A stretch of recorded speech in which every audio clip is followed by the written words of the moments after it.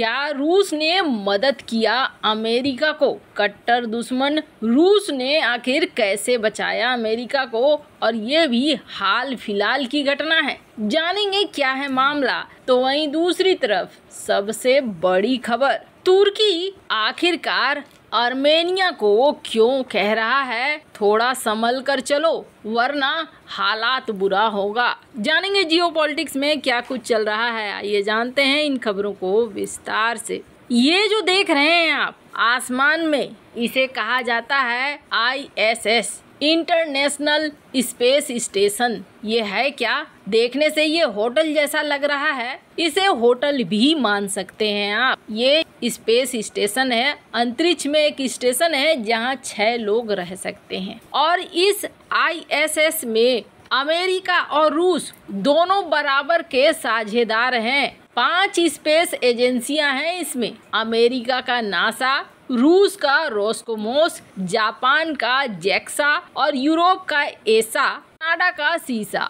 ये space station जहां ये दुश्मन देश भी दोस्त बनकर लंबे समय से काम कर रहे हैं। और आपको बता दें, सबसे बड़ी बात ये है, सुनकर आपको आश्चर्य लगेगा, 20 नवंबर 1998 इसे लॉन्च किया गया। तब चाइना इसका पार्ट बनना चाहता था और तब नासा ने कहा था कि जी नहीं, हम चाइना को इसका पार्ट नहीं बनने देंगे। फिर चाइना ने कहा था ठीक है, हम अपना स्पेस स्टेशन बना लेंगे। तो चाइना ने अपना स्पेस स्टेशन बनाया भी था। खैर, तो इस ISS में हाल फिलहाल में जब रूस यूक्रेन युद्ध शुरू हुआ और अमेरिका ने रूस पर प्रतिबंधों की झड़ी लगा दी, तो रूस ने कहा था कि हम अपना स्पेस स्टेशन बनाएंगे और इस स्पेस स्टेशन को छोड़ देंगे। अब जैसे ही ये बात सुनने में आई थी, वैसे ही हड़कंप मच गया था। क्यों? क्योंकि आपको बता दें, अंतरिक्ष की टेक्नोलॉजी की जहां बात होती है तो रूस ताकतवर है, क्योंकि अंतरिक्ष में पहले ही बहुत पहले वो आगे निकल चुका था।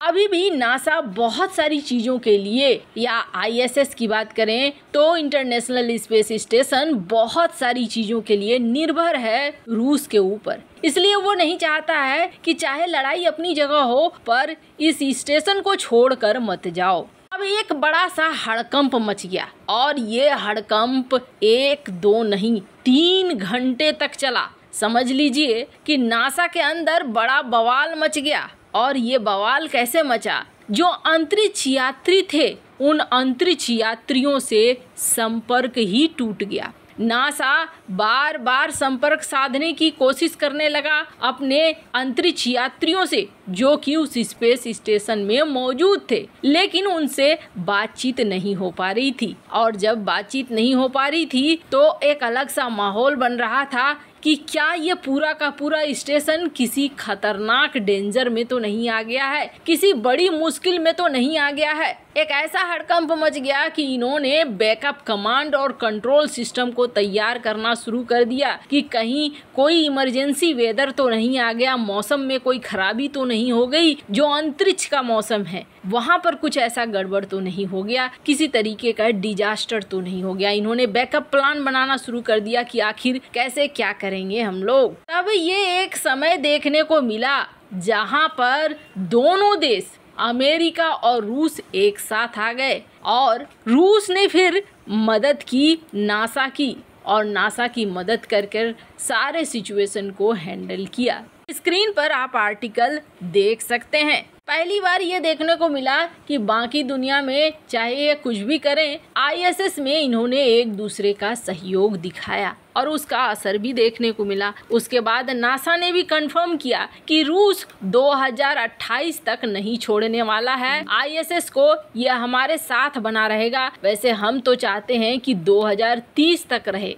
वैसे आपको बता दें, अगर रूस की जरूरत रही तो किसी न किसी तरीके से मना ही लेगा अमेरिका, ये बात तो तय है। खैर, अच्छी बात यह है कि दोनों शक्तियां ऐसे समय में जब संकट इस तरीके का हो साथ मिलकर काम कर रही हैं तो बहुत ही अच्छी बात है। खैर, जहां एक तरफ ये सब कुछ हो रहा है तो वहीं दूसरी तरफ आर्मेनिया को लाल लाल आंखें दिखा रहा है तुर्की। आर्मेनिया को क्यों कह रहा है कि हद में रहो, नहीं तो बात अगर आगे बढ़ गई तो समझ लेना तुम की क्या होगा। वैसे आपको बता दें, आर्मेनिया और तुर्की के रिश्तों की बात करें तो ये तो बहुत पहले ही खराब हो चुका था। आर्मेनिया इन दिनों बहुत ज़्यादा चर्चा में है।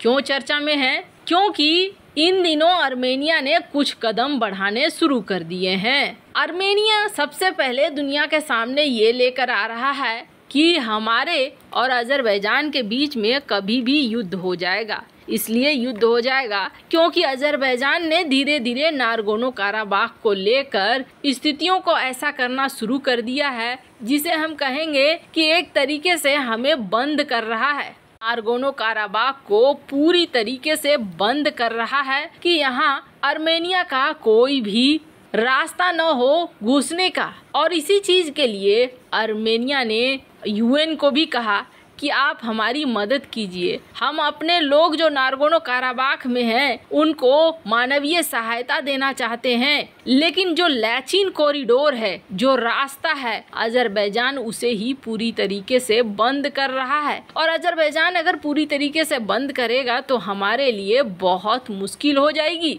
स्क्रीन पर आप देख सकते हैं आर्टिकल जो आर्मेनिया के फॉरेन मिनिस्ट्री द्वारा डाला गया है। इसमें यह कहा गया कि हम चाहते हैं कि यूएन एक बैठक बुलाए, इमरजेंसी बैठक बुलाए और इस लैचिन कॉरिडोर को खोल दे ताकि हम मानवीय सहायता यहाँ तक पहुँचा पाएं। खैर, वहीं अजरबैजान का कहना है कि जी नहीं, हम इस इलाके को खोलने वाले नहीं हैं और इस इलाके पर हमारा कब्जा है, यह हमारा इलाका है। अब ये सब कुछ देखते हुए इस मामले में तुर्की कूदा है। वैसे आपको बता दें, पिछली बार भी जब नारगोनो काराबाख की लड़ाई हुई थी तब तुर्की, पाकिस्तान और अजरबैजान एक तरफ नजर आए थे और इन्होंने एक साथ मिलकर लड़ाई लड़ी थी इसके खिलाफ। अभी आर्मेनिया कई जगह से हथियारों को भी ले रहा है, जैसे भारत से हथियारों को ले रहा है। इसके अलावे आर्मेनिया ग्रीस से भी संबंधों को बना रहा है। ग्रीस से हथियार लेना जो तुर्की का एक नंबर का दुश्मन है, और